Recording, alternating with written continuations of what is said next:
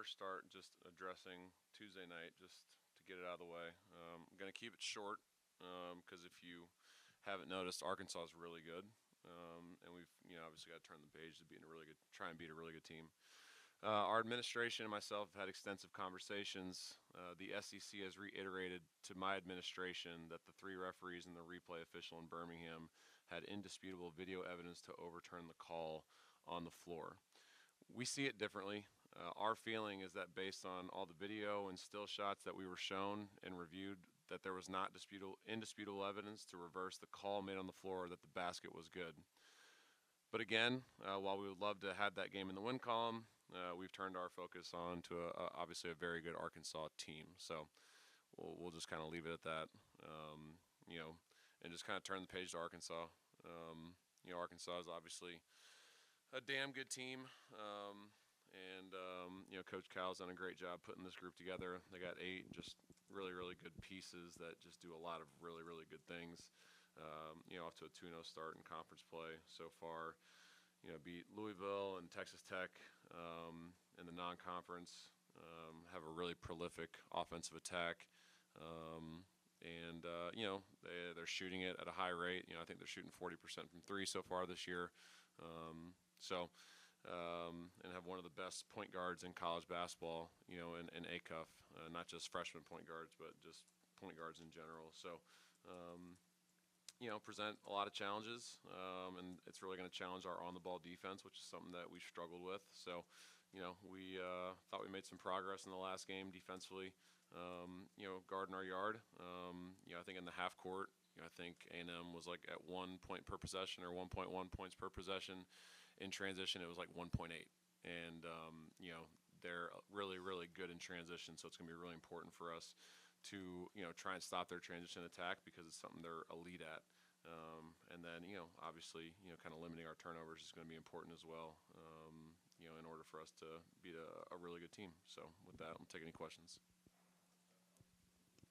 Stephen, I guess not to lament on that call a little bit, but is that they just said there's evidence? Did they present what they see as indisputable evidence, or they're just, did they say here's the still shot we see as indisputable evidence and this is what we went off of, or they're just saying they have it and you just have to believe they have an angle different from yours? Or yeah, they've been in communication with my administrators.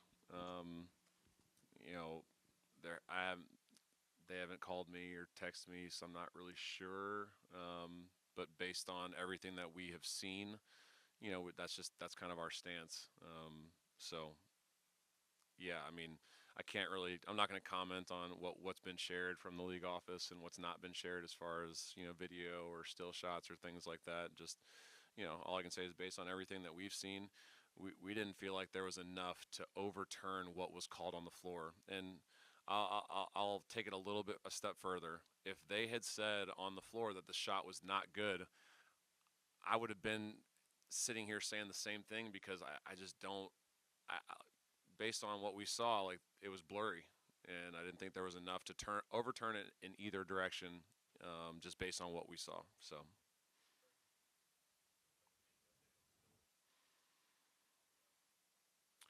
Yeah, he went and saw, Doc and got some imaging done on that knee, and structurally everything looks good. Philip was on crutches yesterday. He's off crutches today. He'll go through stretches. He'll get shots up, and it's more about pain tolerance at this point to kind of see where he's at. But I know Philip's going to do everything he can to try and be available for Saturday. But as of right now, he's just going to go probably half speed today, through practice.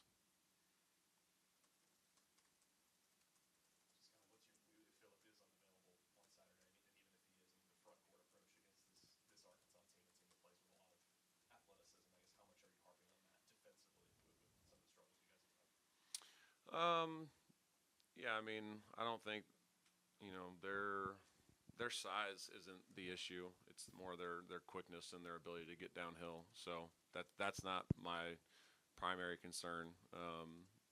While they have bigs that are very versatile and do a lot of great things, they got, Brazil can really shoot the ball now, shooting at 40%. Malik Ewan is a handful down there. And, we saw how effective Nick Pringle was last year at South Carolina. that was probably one of the only times all year that our 4s and 5s kind of got manhandled, and he was a big reason for that, happening. So they present some challenges, but I think we've obviously gone against three of the biggest teams in college basketball, so it's not going to be something our guys are going to be surprised at seeing with how good they are. So we just it's more, for me, it's more about guarding our yard and keeping our man in front than it is anything.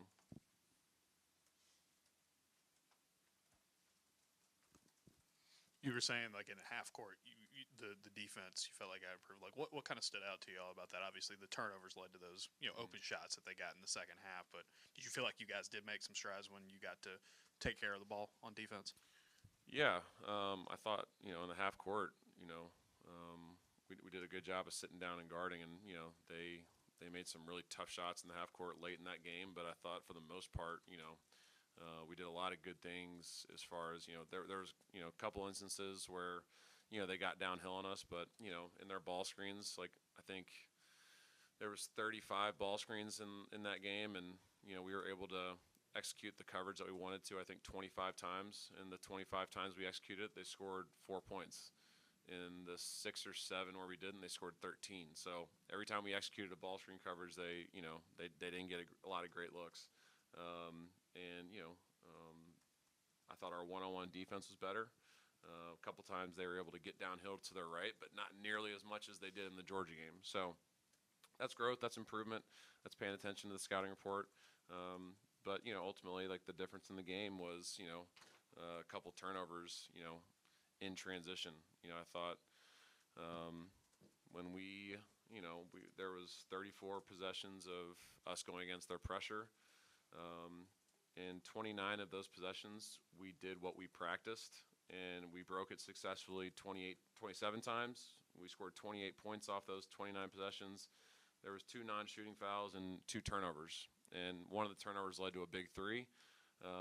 But out of 29 possessions to break it 27 times, that's really positive. The problem was when we kind of did our own thing on the other 5 possessions, we only had 1 successful break that led to 2 points, but then we had 4 turnovers that led to 11 points. It's the difference in the ball game right there. So there's not really a defensive game plan, because here's the deal: like the way we break pressure, your 2 and your 3 man aren't involved in the play; they're down the floor. So 1, 4, and 5 have to do a great job of breaking pressure, and for the most part, we did. The problem was the 5 times we didn't, they took full advantage of it, and that's a huge credit to them because they made 3 threes and a layup off of it. So they did you got to give teams credit where credit's due, and when they turned us over, they took full advantage of it, which is a testament to what that group has been able to do all year. I'm not sure if it was a focus in your conversations with the league, but I know you mentioned the free throw as well. You guys were kind of unsure about the time that came off on that free throw. Did you get any clarity on that as well? Talking about Pop Isaac's free throw. Yeah, I tried not to focus on that, because the main thing was the last play.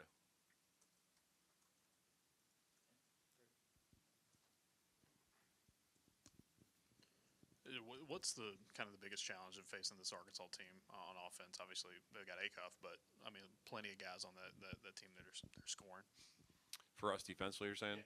Yeah, I mean they got Acuff can get downhill and get his own. Malik Thomas is such a prolific shot maker and shot taker.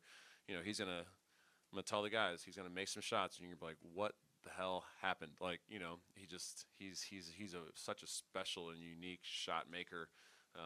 So he's going to make some, and you just can't, you got to get on to the next play.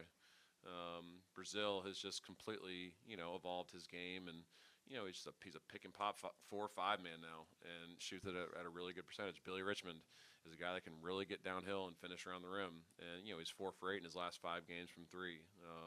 Carter Knox is a guy that's tremendously improved his 3-point shooting. So, They have a bunch of guys that have returned from a year ago that have all gotten better, and then they got some really special freshmen that just do so many good things. So they're not one-dimensional. They got guys that can shoot it. They got guys that can drive it.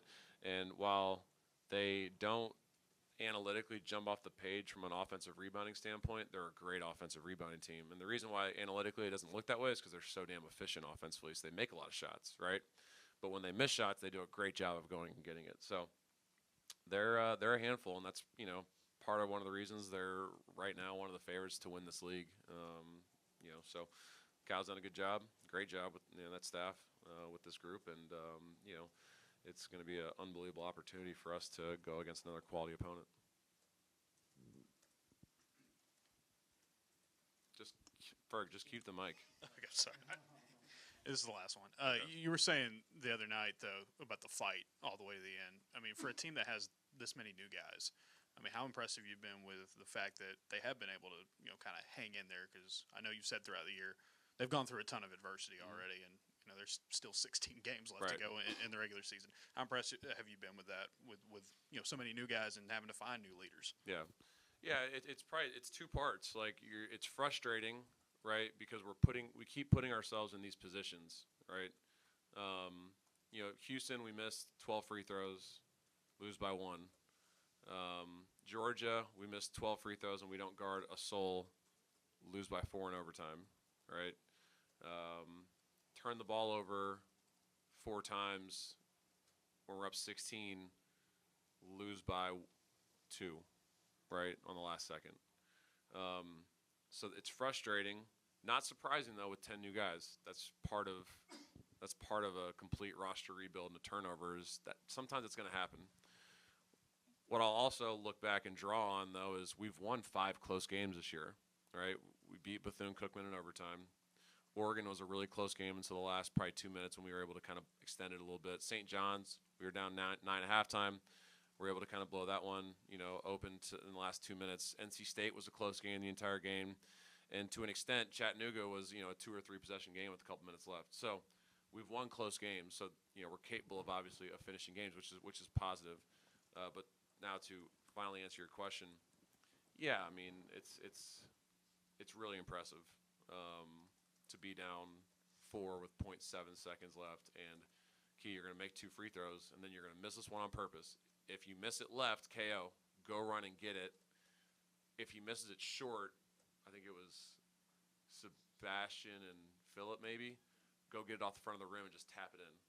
To execute that, send it to overtime, like that's incredibly impressive on a road environment against a top 25 team.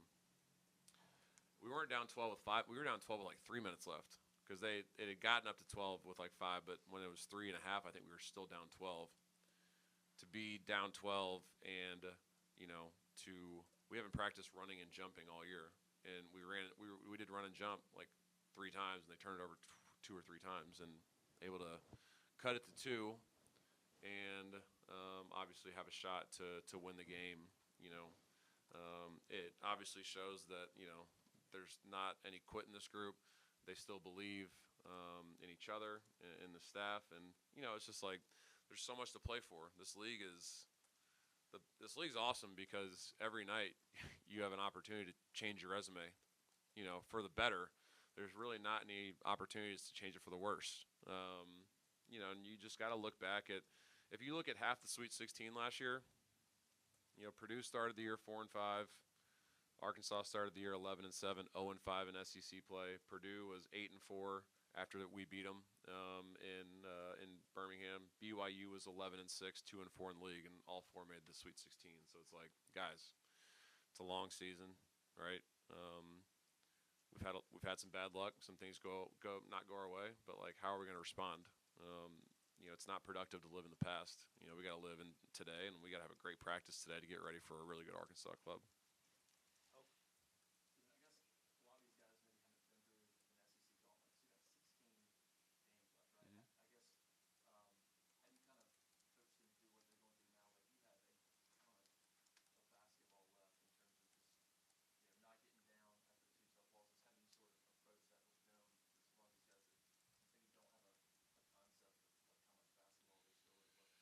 Yeah, I mean, I'm going to read off some of those stats I just gave you guys as far as, like, examples of teams that, have gotten off to, good starts, not great, right? And how they've been able to bounce back. I mean, our Final Four team was 13-6, 2-4 in SEC play, 6 games in.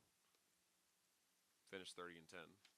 That team, had its warts, had its issues, like you were around it, right? Found a way to just figure things out, figure out our roles, and we had a great year. Those 4 teams I just mentioned, like not great starts, like figured it out. The past is entirely contained in your head, right? Um, you know, it's nowhere else, and for us, like the present is all that can exist, and we just gotta. That's got to be the messaging. We got to come out and have an awesome practice today, and that's really all you can control because the good thing about our non-conference is we kind of put them through a gauntlet in November, December too. So they're used to it, but I know at some point they'd like to see some wins as we all do. But for us as coaches, we're just going to stay consistent and just keep plugging away and keep chopping and keep finding a way. Because this team, listen, while we're 0-2 in SEC play, we've gotten better over the last 3 weeks. Like I truly believe that, and that's all you can really ask for at this point. A couple really tough results, but as long as we continue to get better as a unit, like we have been, the wins will come.